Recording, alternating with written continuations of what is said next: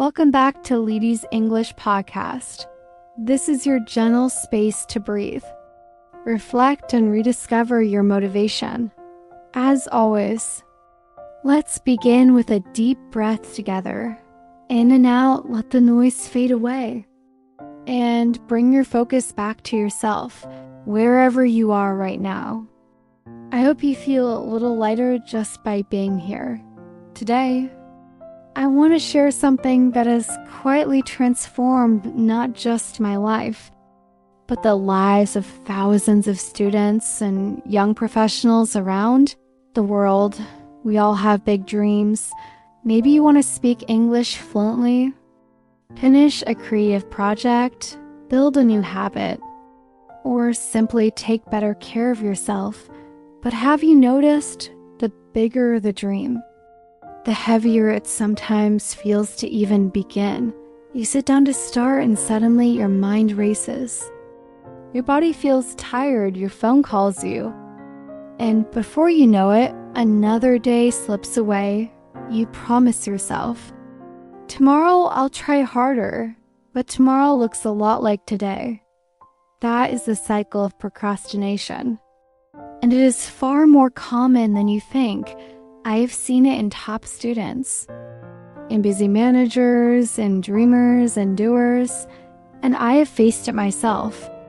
Countless times, the guilt of not starting, the shame of watching others move ahead while you stand still, the endless war inside your mind. But what if I told you that you can break this cycle? Not by working harder, but by starting smaller. By allowing yourself to take the tiniest, kindest step, a step so small. Your mind will not fight it. That is the power of the 5-minute rule. Let me take you back to one of my toughest winters. I had a major deadline, a new presentation to prepare, and my energy was at zero every morning. I sat at my desk, opened my laptop, stared at the blinking cursor, and did nothing. Emails piled up, messages from friends asking, "How is the project going?" I ignored them all. The longer I waited, the heavier it got. One day, a friend called me and said, "Just open your file and set a timer for 5 minutes. That's all. Work for 5 minutes, and if you want to stop after that, stop." I remember laughing, thinking, what good could 5 minutes do? But I tried it mostly out of desperation the first day. I worked for exactly 5 minutes and stopped. And weirdly, I felt a little better, a little more in control. The second day, I did the same. On the third day, something shifted. I didn't want to stop at 5 minutes. I kept going for 15 within a week. The fear and heaviness were replaced by a gentle sense of progress. That is the secret. The 5-minute rule is not about finishing. It's about beginning. And once you begin, everything changes. Have you ever had a mountain of vocabulary to memorize for English class? You look at the list, sigh, and then scroll TikTok or YouTube for just a minute, which becomes an hour. That's when the 5-minute rule is your best friend. Tell yourself, I'll just spend 5 minutes writing down new words or reading them out loud. No pressure to finish them all. And if you want to stop after 5 minutes, you've already won because you started, but most of the time, you'll notice that once you break the ice, your energy grows. That's momentum. A student named me once told me he wanted to practice English speaking every day.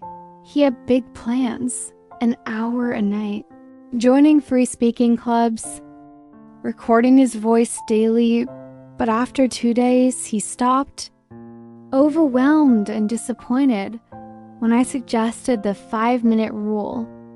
He was skeptical, but he promised to just record himself speaking for 5 minutes after dinner.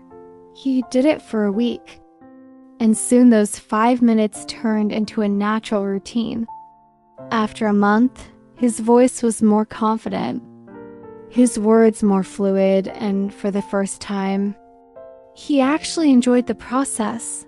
Let's pause and reflect right now. What is something you have been putting off?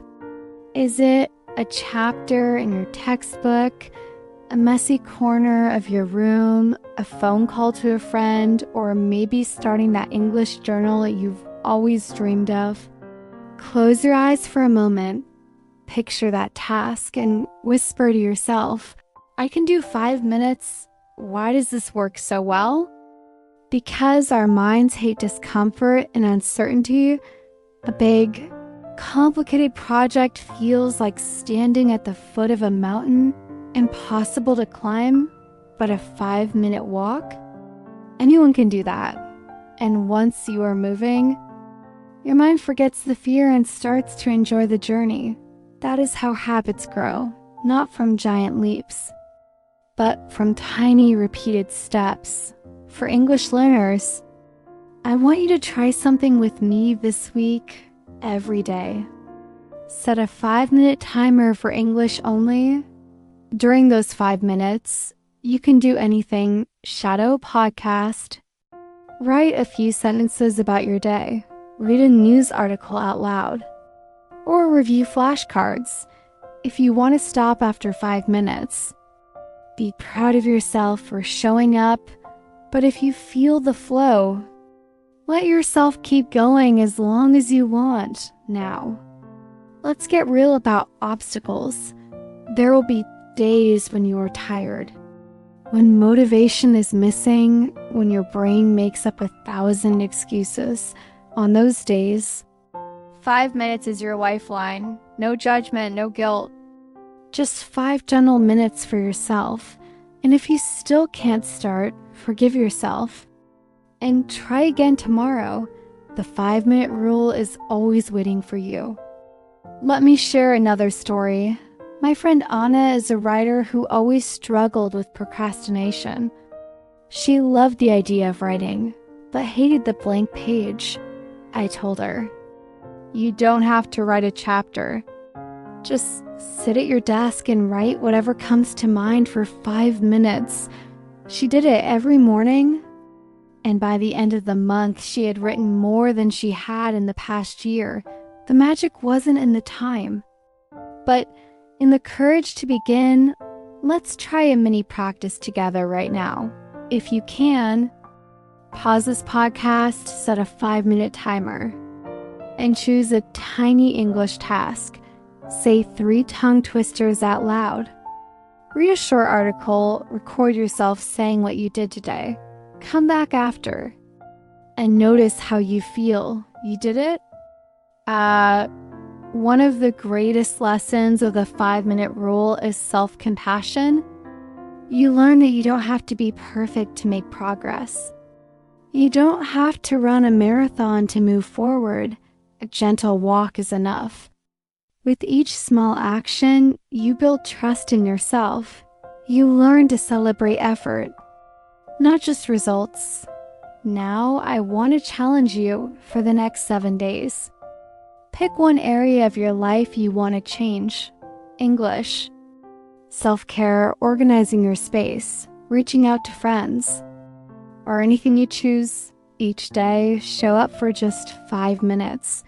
Track your progress in a journal, or leave a sticker on your calendar, or simply close your eyes at night and say, I'm proud I started. Watch how those small actions add up. If you're ever tempted to quit, remember this: the first 5 minutes are always the hardest. Once you begin, your mind, your body, your spirit, they all wake up and move with you. Progress is never lost. And every day is a fresh start. Let's apply this to English again. Here are some 5-minute tasks you can use anytime. Listen to a podcast and shadow 2 sentences. Write 3 new vocabulary words with example sentences. Read 1 page of a favorite book out loud. Record yourself talking about what you see around you. Send a short voice message to a friend. Even if it's just to say hello in English, you might wonder, do small things really matter? The answer is, they matter more than you think. Mountains are moved by tiny grains of sand. Oceans are filled by drops of water, and your future is built. 5 minutes at a time, let's pause and practice a gentle affirmation together. I give myself permission to start small. I am moving forward, 5 minutes at a time. My effort is enough. If this episode brought you comfort, hope, or a little push to begin, please follow, share, or leave a comment about your own 5-minute rule story. Your words might help someone else find the courage to start. This is Lety's English Podcast. I am proud of you. I am grateful for you. And I believe that your next 5 minutes can change your life. Keep growing. Keep starting. Keep showing up one gentle step at a time.